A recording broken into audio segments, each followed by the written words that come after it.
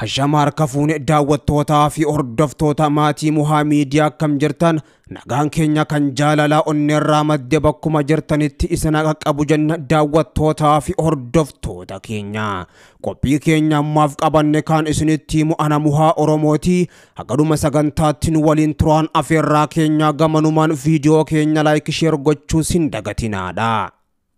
Lola meeshaalee gurguddoodhaa fi waraana hedduun dabaalame Oromiyaatti gaggeeffamaa jiruun humnoonni lama wal haleelaa jiran hidhattoonni waraana bilisummaa Oromoo WBO fi humnoonni waloo mootummaa Itoophiyaadha. Harka wal kennachiisuudhaaf lola guddaa ija addunyaa jalaa kan dhokate Oromiyaa jiddu galeessa lixaa fi kibba dabalate bakkoota hedduutti gaggeessaa jiru. Mootummaan hidhattoota WBO tuffachuun waliin mari'achuun hin barbaachisu balleessuu malee jechuudhaan waraana guddaa kaabarraa deebisee Oromiyaatti galchuu saga ammaatti hidhattoota balleessuus hin dandeenye. Inumaatu ammoo hidhattoonni waraana bilisummaa Oromoo WBO'n humnoota mootummaadhaa addoota waraanaa hedduutti adabaa jiraachuu hima. Lola jabaa torbaan lamaa oliif jiddu galeessaa fi lixaa akkasumas kibbatti gaggeeffamaa tureen waraanni Oromiyaa WBO'n humnoota waloo jechuun kan mootummaan bobbaasee raayyaa ittisa biyyattii poolisii federaalaa humna addaa Amaaraatii fi humna addaa Oromiyaa akkasuma milishaa dabalatee WBO'n haleellaa jajjabduu ofirraa qolachuudhaaf fudhachaa tureen waraana 10,000 ol daaraa godhee jiraachuu maddeen waraanaatis himaa jiru. Waraanni bilisummaa Oromoo WBO'n humnoonni kanaan dura kallattii garaagaraatiin Tigraay marsanii TPLF lolaa turan amma guutumattuu Oromiyaa marsuudhaan lola guddaa bananii jiran jechuudhaan beeksisee jira. Humnoonni waloo kunneen Oromiyaa marsanii lola guddaa Oromiyaa irratti banan kunneen ammoo dhumti isaanii dikee Oromiyaa ta'uuf jechuudhaan waraanni bilisummaa Oromoo WBO'nis akeekkachiisee jira. Yeroo waraanni bilisummaa Oromootii fi mootummaan Abiyyi Ahmad humnoota hedduudhaa fi hidhannoowwan gurguddoodhaan wal dura dhaabbatanii waltumaa jiran kanatti ammoo hayyoonni waraanni Oromiyaa keessatti waraana bilisummaa Oromoo fi mootummaa jidduutti adeemsifamaa jiru aarsaa guddaa uummata Oromoo kafalchiisaa jira jedhan. Humnoonni waraana mootummaa Itoophiyaa tumsuudhaan Oromiyaatti bobbaafaman yakkoota namummaa fi waraana uummata nagaa irratti raawwataa jiraachuu isaaniitu ibsamee jira. Bara 2019 irraa jalqabuudhaan waraana hamaa keessa kan galte Itoophiyaan mootummaan waraana naannoo Tigraayitti adeemsisaa ture karaa nagaatiin xumuruudhaaf adeemsarra jiraatus ammoo waraana Oromiyaa keessatti waraana bilisummaa Oromoo WBO wajjin adeemsisaa jiru. Humna qofaan xumuruudhaaf humna waraanaa guddaas Oromiyaatti bobbaasee jira. Wal waraansi Oromiyaa keessatti waraana bilisummaa Oromoo fi mootummaa Itoophiyaa jidduutti adeemsifamaa jiru akkuma dhokataa ta'e miidhaan inni gaggeessaa jirus akkaan dhokataadha. Ummataas akka malee miidhaa jira jedhan hayyoonni. Humnoonni mootummaa Itoophiyaa tumsuun Oromiyaatti bobbaafaman kanneen akka raayyaa ittisa biyyaa poolisiin federaalaa humna addaa Amaaraa humna addaa Oromiyaa fi milishaan Oromiyaa yeroo waraana bilisummaa Oromootiin haleelamanii miidhaan irra ga'e of duuba deebi'uudhaan tarkaanfii haaloo bahinsaa uummata irratti fudhataa jiraachuu hayyoonninis ibsanii. Waraanni Oromiyaa keessaa ija hawaasa idil addunyaa jalaa dhokachuu kan kaasan hayyoonni addunyaan mootummaa Oromootu Itoophiyaa bulchaa jira jechuudhaan waraana Oromiyaa keessaatiif xiyyeeffannaa laachuus dhabde jedhan. Waraanni kun ammoo gaagaama caalus osoo hin dhaqqabsiifne dhaabbatee mariin akka taasifamus gaafachaa jiru. Ta'us ammoo hidhattoonni waraana bilisummaa Oromoo WBO fi humnoonni waloo mootummaadhaa jiddu galeessa keessatti meeshaa gurguddoodhaan ifatti ba'anii yoonii fi wal haleelanis mul'achaa jira. WBO'n ammoo gama isaatiin addoota waraanaa hedduuttis injifannoo gonfachaa jiraachuu kan beeksisu. Lola jabaa torbee lamaa oliif humnoota waloo kanaa wajjin gaggeessaa tureen injifannoo guddoo argatee akka jiru kan beeksise. Waraanni bilisummaa Oromoo WBO'n humnoota waloo kanneen walumattuu gara 10,000 olii kanneen ta'an barbadeessee akka jiru WBO'n beeksisee jira.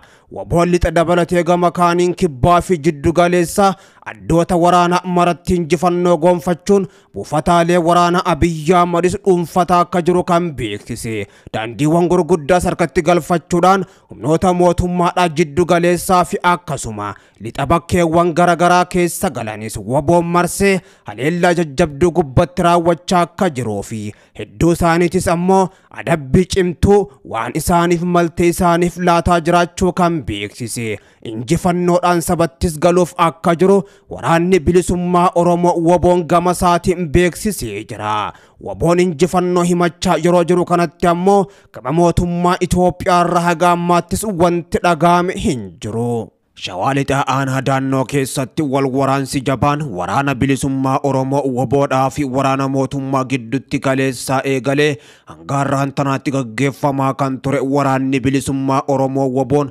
injifannoo guddoo gonfachuus beeksisee jira. Lola guddaa Shawaa Lixaatti gaggeeffamaa ture kana dursaa kan ture ammoo humna qindoomina waboo Birgeedii Murtii Guutootii fi Birgeedii Bakakkaa Oggaatoo.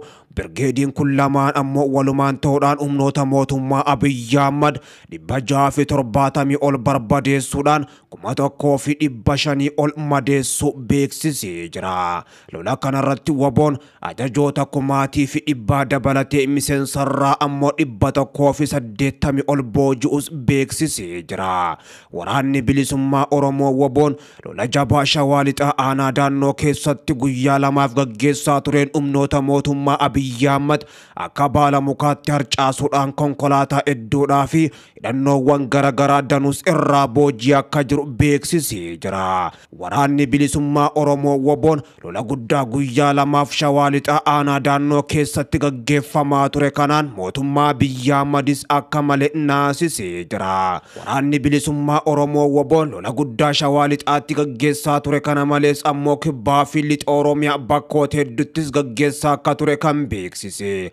Lola guddaa mootummaan Abiyyi Ahmed humnoota waraana isaa kaabarraa deebise waraana bilisummaa Oromoo dhabamsiisu jechuudhaan bobbaase kana duruma dhaabbachuun humnoota mootummaa Abiyyi Ahmed bakka awwaalcha isaanii Oromiyaa taasisaa jiraachuu waraanni bilisummaa Oromoo waboon beeksisee jira. Waboon duula guddaa yeroo ammaan tana isarratti baname akkuma gaariitti ofirraa qolachaa jiraachuu kan beeksise. Ajajoonni waraana bilisummaa Oromoo ol aanoo tahana kutaalee Oromiyaa bakka maratti humnoonni isaanii humnoota mootummaa Abiyyi Ahmed akka baala mukaatti harcaasuudhaan injifannoo gurguddoos gonfachaa jiraachuu beeksisanii jiru. Lola guddaa Shawaa Lixaatti gaggeeffamaa ture kana ammoo adda kan godhu waraanni bilisummaa Oromoo waboon guyyaa lama booddee ajajoota waraana Abiyyi Ahmed 1,100 harkatti galfachuudhaan miseensota hedduus booji'anii hedduu isaanii barbadeessuu fi hedduus madeessu jechuudhaan himamaa jira. Ijoolleen Oromoodhaa lolli guddaan erga jalqabee ammoo torbee kana keessa bakkoota garagaraattis injifannoo gurguddoo argachaa jiraachuu kan beeksisan.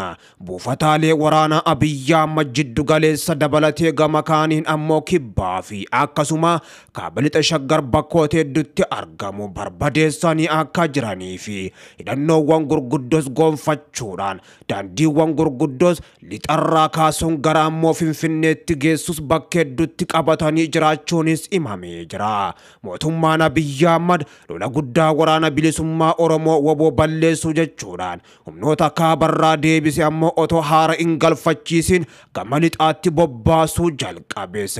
Lixarraa ammoo sochiin isaanii danqamaa jiraachuun kan himame. Naannoo ollaa Asoosaa dabalatee bakkoota garagaraatti buusuudhaan waraana bilisummaa Oromoo waboo rukutuudhaaf yaalullee haga ammaan tanaatti milkaa kan jirreetu himamaa jira. Mootummaan Finfinneerraa kallattiidhaan humnoota lola kaabaarraa deebi'an konkolaataa gara 100tti siqaniin ammoo torbaan kana keessa gama lixaatti imalchiisaa kan ture. Sochiin humnoonni mootummaa Abiyyi Ahmed lixatti gochuudhaaf turan danqamaa jiraachuun kan himamaa jiru waraanni bilisummaa Oromoo waboon humnoota kana amma barbadeessuttis ammoo lolarraaf duubas akkan deebine beeksisee jira.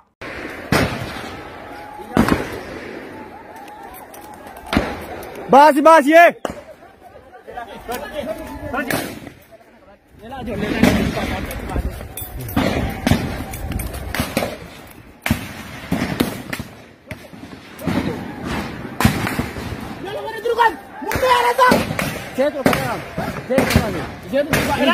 لكن